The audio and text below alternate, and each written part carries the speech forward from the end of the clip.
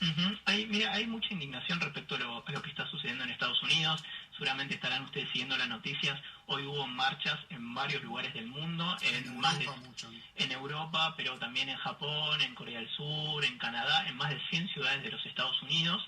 Y bueno, recordemos un poco qué fue lo que sucedió en Estados A Unidos. ver. El 25 de mayo, como bien vos decías, Ricardo, fue asesinado George Floyd, un ciudadano afroamericano estadounidense que fue, luego de ser arrestado y tirado contra el pavimento por un oficial de la policía del estado de Minnesota, fue presionado en el cuello durante más de 8 minutos y 46 segundos. Digo cuánto tiempo fue porque es un dato que ha sido muy fuerte para todos los ciudadanos de Estados Unidos. Sí, aparte que él decía, no, no puedo respirar, no puedo respirar. Exactamente. Bueno, lo que sucedió aquí es que él más de 16 veces decía esta cuestión, que Claro. él no podía respirar, No puedo. que lo iban a matar, y finalmente lo que sucedió fue eso. Él pierde la vida en manos de la policía del Estado, luego de ser, bueno, inculpado o luego de ser señalado porque técnicamente había tratado de comprar algo en un local de comida con un billete de $20 falsos.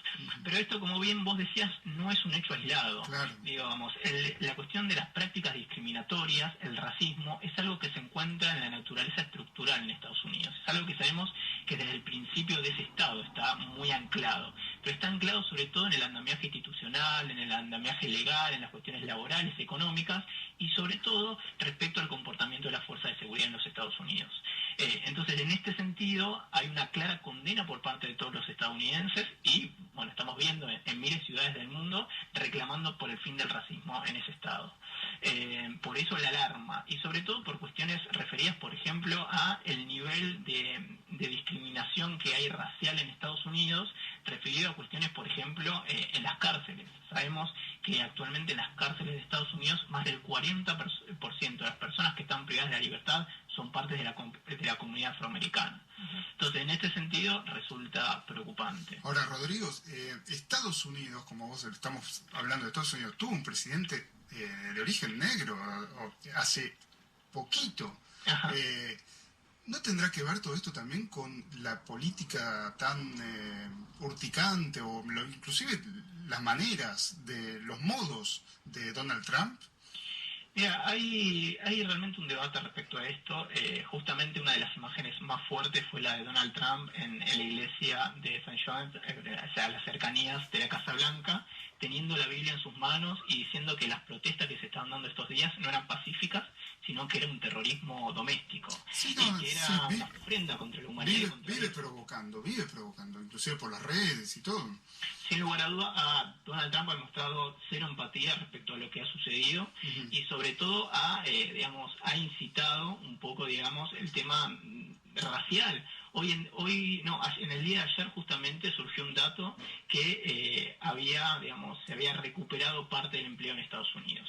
Había una perspectiva de casi hasta este momento que va a haber un desempleo del 20%, quedó en un 13,3%, y Trump salió a decir que era un gran día para George Floyd. Porque justamente entendía que estos datos de desempleo lo iban a poner contento a él, esté donde esté. Esto generó una indignación, imaginarás, Ricardo, claro, terrible. Ahora, Rodrigo, mucho se habla también de estos casi 44 millones de los trabajadores de Estados Unidos sin empleo, una sociedad que es muy consumista, una sociedad que entonces se le redujo el dinero para consumir, y además que la mayoría de los muertos por el coronavirus son o afroamericanos o latinos. ¿Cuánto influye esto en la sociedad para que haya explotado como explotó? Porque George Floyd no es el primero que muere en estas circunstancias, también hay que aclararlo. Obvio, por eso. Claro, en realidad es una acumulación histórica. Ahí realmente el tema del racismo. Recordemos aquel discurso en 1965 de Martin Luther King, cuando él decía yo tengo un sueño. Pero lo interesante de esa frase es lo que continúa eso, que es que dice que justamente sus 4 hijos, el sueño de él es que vivan en una nación en que no sean juzgados por el color de su piel. Eso no, hoy en día, casi 50 años después de eso, sigue sin pasar. Y claramente eso contrajo que el tema del desempleo, la baja de la actividad económica y un conjunto de factores sociales haya repercutido aún más en esta crisis generada por el COVID, y esto son las manifestaciones de hoy en día. Sobre todo con un partido republicano y con un presidente que no tiende a bajar y generar consensos. una contracara es el primer ministro de Canadá, que hoy participó en las movilizaciones y se arrodilló para homenajear a Floyd. Qué diferente la actitud y los efectos que genera eso. Bueno, vemos justamente la contracara en Donald Trump. ¿Y vos pensás que un gobierno demócrata podría llegar a torcer esto ahí en Estados Unidos, o ya está tan metido dentro de esa sociedad este problema, esta grieta, entre comillas, que no es posible? Mira, hay una situación que es real. El racismo no existe solamente desde la llegada de Donald Trump, sino que es algo, como bien decíamos, estructural en la sociedad de Estados Unidos. Hay algo, por ejemplo, que hoy reclamaba Amnesty International, la sección de América en Estados Unidos, que pedían reformas legales respecto a la utilización de la fuerza y legislaciones que no tiendan a ser racistas. Justamente se pueden generar transformaciones.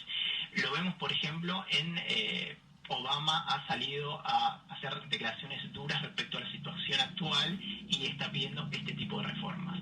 Se intenta poner el Partido Demócrata un poco como la contracara de esto, y esto, por ejemplo, se está observando en los resultados de las últimas encuestas. Donald Trump, antes de la pandemia y de estos sucesos respecto a las manifestaciones por el asesinato, estaba caminando tranquilo hacia su segundo mandato. Sí. Hoy estamos viendo en las encuestas que las elecciones de noviembre están muy difíciles para Trump y pasó de estar caminando a estar por debajo de Joe Biden.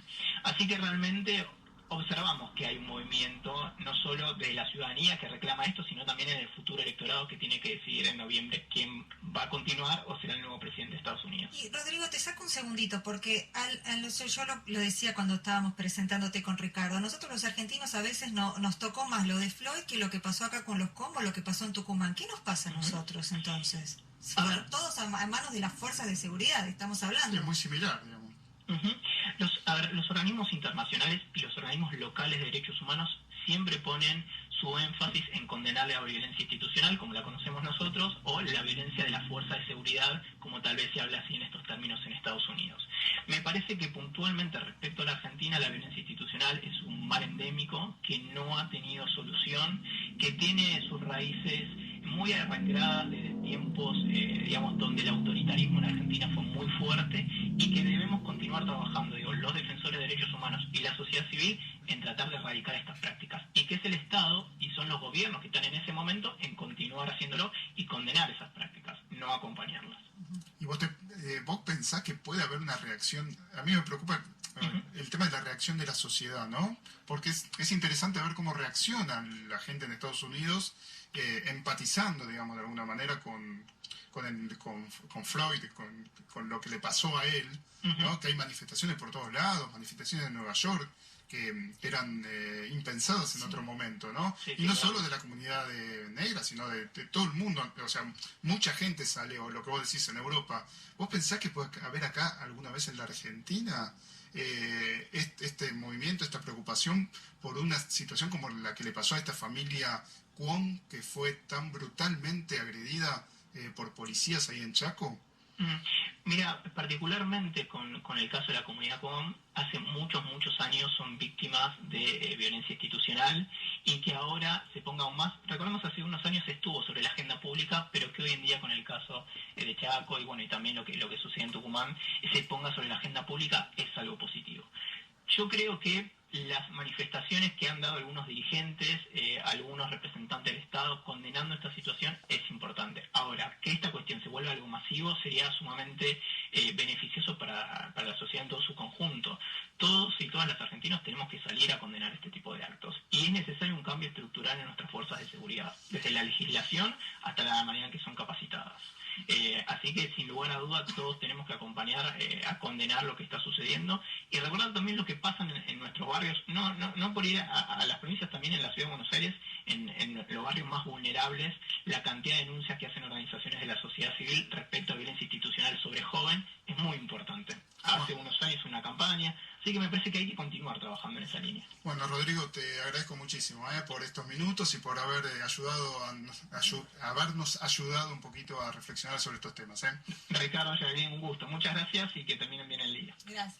Bueno, fue Rodrigo Gómez Tortosa, que es profesor de la Universidad de Buenos Aires, integra el equipo de programas y proyectos del Centro Internacional para la Promoción de los Derechos Humanos de la UNESCO.